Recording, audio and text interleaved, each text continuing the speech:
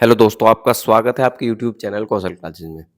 NPS की series में आज हम बात करेंगे एनपीएस में आने वाली अलग-अलग इन्वेस्टमेंट स्कीम के बारे में। आपने सुना होगा एक्टिव मोड, ऑटो मोड और उसके बाद ऑटो मोड वो भी एलसी 25, एलसी 50, एलसी 75।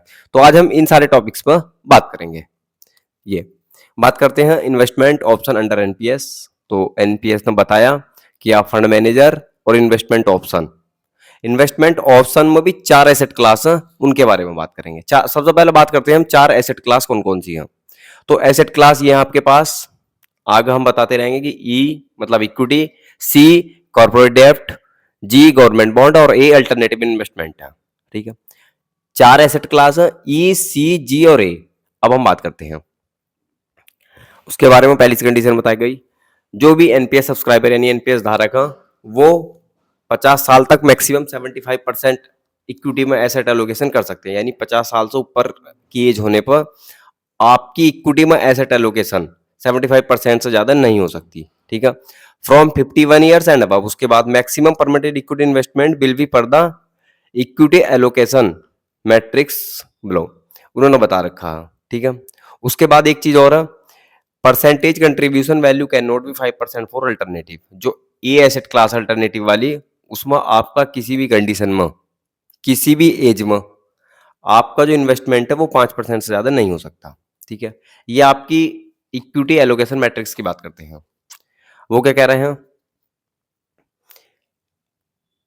ये आप इस तरीके से चूज कर सकते हैं। बात करते हैं इन्वेस्टमेंट ऑप्शन की। दो तरीके के इन्वेस्टमेंट ऑप्शन है, एक्टिव चॉइस, ऑटो चॉइस। तो हम बात करेंगे एक्टिव चॉइस। एक्टिव चॉइस में क्या करते हैं, जो मतलब फाइनेंस इसके इन्वेस्टमेंट के थोड़े जानकार हैं, उन्हें पता है कि जो पैसा जब भी बनेगा वो इक्विटी में बनेगा, तो मैक्सिमम पोर्शन इक्विटी में इन्वेस्टमेंट करना चाहते हैं। तो उसके लिए एनपीएस ने कह दिया कि 50 साल तक आप 75% पैसा अपना इक्विटी में इन्वेस्ट कर सकते हैं। उसके बाद हर साल वो 2.5% कम होता हुआ, ये देख लेंगे आप टेबल। तो ये 60 साल की उम्र में आपका 50% तक इक्विटी एलोकेशन रह जाएगी। यानी जब आप 50 साल के तो 75% इक्विटी में एलोकेशन, 51 साल के होंगे तो 2.5% और कम हो गया, 72.5% बचा, 52 साल के हो गए और 2.5% कम हुआ, 70% बचा। ये थे आपके लिए एक्टिव चॉइस में। अब बात करते हैं auto choice life cycle fund.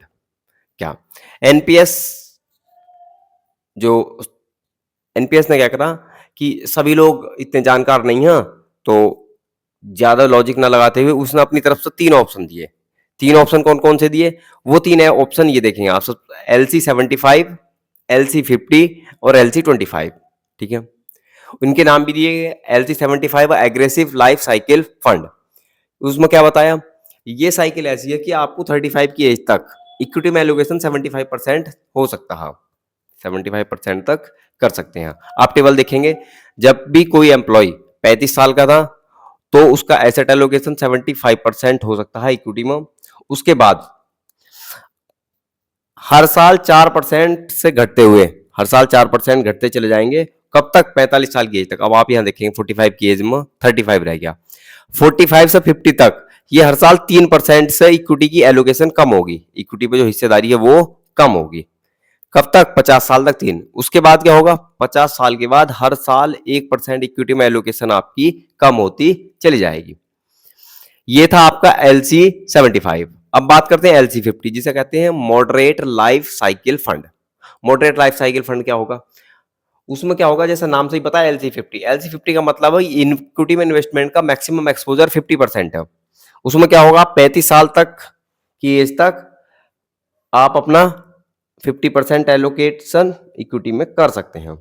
उसके बाद क्या होगा, हर साल 2% कम होता चला जाएगा, ये 50, उसके बाद 48, 46, 44 इस तरीके से कम होता चला जाएगा। और ये 35 से 55 तक 20 साल है, तो 20 साल में 40% कम होगा, तो आपका इक्विटी में एलोकेशन बचेगा 10%। ठीक है, और उसके कंपेयर में आप देखेंगे ये एसेट क्लास जो जी है, गवर्नमेंट बॉन्ड वाली, ये इसमें एलोकेशन आपका लास्ट टाइम तक बढ़ता चला जाएगा। अब तीसरी बात करते हैं LC 25 conservative life cycle fund. ये उन लोगों के लिए हो जो रिस्क कम लेना चाहते हैं, सेफ इन्वेस्टमेंट, और चाहे रिटर्न कम हो लेकिन सेफ हो, उन लोगों के लिए।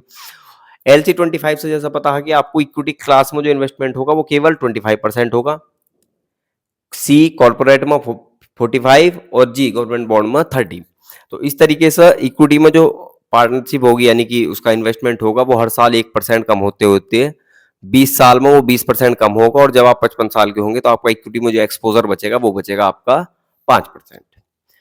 ये आप ध्यान रखेंगे जब भी फंड मैनेजर चेंज करेंगे, वो लास्ट वीडियो में बता दिया आप फंड मैनेजर कैसे चूज करेंगे। हाँ, दूसरी बात ये कि आप जब स्कीम चूज करेंगे तो आप देख सकते हैं कि आप कितना रिस्क ले सकते हैं। अगर आप मैक्सिमम रिस्क लेने के एबिलिटी है आपकी तो LC75, जो मॉडरेट है यानी कि थोड़ा रिस्क भी है और थोड़ा इन्वेस्टमेंट की भी चाह तो उनके लिए LC50, और जो बिल्कुल सेफ खेलना चाहते हैं, मैक्सिमम सेफ खेलना चाहते हैं, उन लोगों के लिए LC25। बाकी जो अच्छे जानकार हैं वो अपना एक्टिव मोड में अपने आप एसेट एलोकेशन कर सकते हैं। अब हम बात करें, हम आपको क्या बता रहे हैं, अगली वीडियो में हम आपको बताएंगे कि ये जो डिफरेंस है LC25 LC75 में 30 साल की जॉब के बेस पर कितना चेंज आपके लिए हो सकता है। तब तक अच्छे से पढ़ते रहिए। जय हिंद, जय भारत। हेलो दोस्तों, अब हम बात करेंगे अलग अलग एसेट एलोकेशन में आपके रिटर्न पर कितना इफेक्ट पड़ेगा। तो आप ये देखिए, 10 साल के इक्विटी का जो एवरेज रिटर्न है वो 12.93% है। उसके बाद बेंचमार्क रिटर्न की बात कर रहे हैं, कॉर्पोरेट की बात करेंगे तो 8.56, और गवर्नमेंट बॉन्ड की बात करेंगे तो वहां आपका रिटर्न है 10 साल का 8.27। ठीक है, अब हम ये चलते हैं एक्सेल की तरफ। ये 10 साल के रिटर्न है आपका इक्विटी, कॉर्पोरेट और गवर्नमेंट। ठीक है, LC75 जब करेंगे तो आपका एसेट एलोकेशन होगा 75, 10 और 15 उनके अकॉर्डिंग, यानी कि 75 पर जो आपका रिटर्न होगा वो 9.69 होगा, ये 10% पर 0.85 और 15 होगा 1.12, यानी कि आपका टोटल जो रिटर्न हुआ वो हो गया 11.78। LC50 जो इन्वेस्टमेंट स्कीम है एनपीएस में, उसके अकॉर्डिंग आपका रिटर्न होगा 10.67 और LC25 9.56। आप देख सकते हैं जितना इक्विटी में एक्सपोजर ज्यादा होगा उतना ही आपको रिटर्न ज्यादा मिलेगा। अब हम बात करते हैं कि ये आपके एनपीएस कॉर्पस को किस तरीके से इफेक्ट करेगा। तो ये हम ओपन करते हैं कैलकुलेटर। हम मानते हैं किसी व्यक्ति की बेसिक 30,000 रुपए और डीए 0 था, तो पहले महीने उसकी एनपीएस कटौती उसके अकाउंट में से होगी 3,000, सरकार जमा करेगी 4200, तो टोटल हुए 7,200 रुपए पहले महीने से उसके जमा होंगे।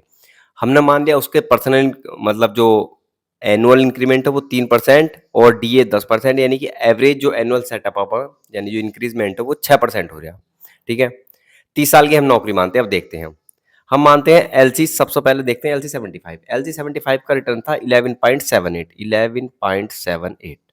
तो उस कंडीशन में आप देखेंगे जो आपका कॉर्पस हुआ वो हुआ 3,99,00,000, 3 पॉइंट, ये देखेंगे आप यहाँ 3.996994। ठीक है, ये आपका LC75 का था। अब बात करें अगर LC50 की, ठीक है, दूसरे नंबर पर जो था वहां रिटर्न था आपका 10.67। चाहे तो आप पीछे वीडियो पॉज करके देख सकते हैं बैक करके। तो उस कंडीशन में आपका रिटर्न हुआ 3,24,000। ठीक है, तीसरे एक्सपोजर की बात करते हैं। थर्ड एक्सपोजर था LC25 में आपका जो रिटर्न था वो 9.56 था, 9.56। ठीक है, तो आप देख सकते हैं आपका एक और पास हुआ 2,65,000, यानी कि LC25 और LC75 के जो रिटर्न मंथ था वो लगभग 1,35,00,000 का। तो आप समझ गए होंगे कि हम बार बार आप लोगों को क्यों समझा रहे हैं कि सही फंड मैनेजर और सही इन्वेस्टमेंट स्कीम आपके रिटायरमेंट लाइफ को आसान बनाने के लिए सबसे जरूरी है। ये तीनों बता दिए। मिलते हैं हम फिर एक एनपीएस से जुड़ी हुई एक और नई जानकारी के साथ। तब तक आप अपने इन्वेस्टमेंट के बारे में अच्छे से रिसर्च करें, जो आपके मित्र मंडली में अच्छे इस चीज के जानकार हैं उनसे लगातार चर्चा करते रहें, और हमारे चैनल को फॉलो करें, सब्सक्राइब करें और अपना प्यार यूं ही बढ़ाते रहें। तब तक जय हिंद, जय भारत।